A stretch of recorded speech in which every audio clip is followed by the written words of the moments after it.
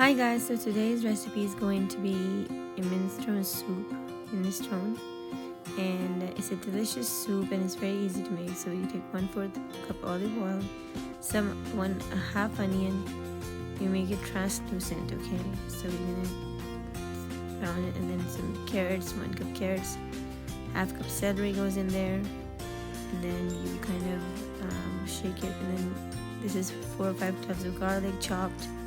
This is some kosher salt, and then you put some pepper, black pepper, tomato soup here. I have 1 cup, and then you stir it, and then you put two bay leaves in there, put some thyme in there, and you mix it well with it.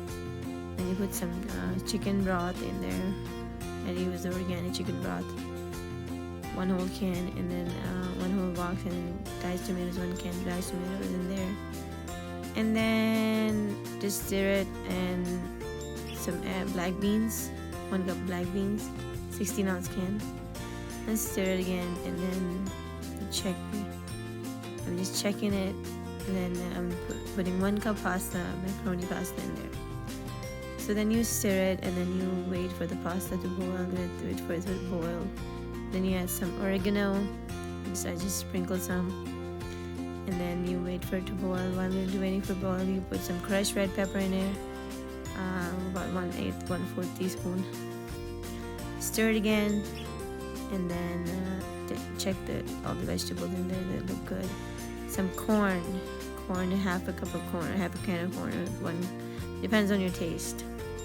Let it boil, and then while you put boiling it, and then you put more stuff in it. I'm gonna put some more stuff. Some red beans in there, see? And then I cover it and let it boil, and then I put some lemon juice, 2 tablespoons of lemon juice in it.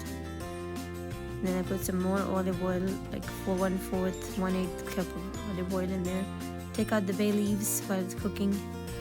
We're basically tenderizing the pasta in here.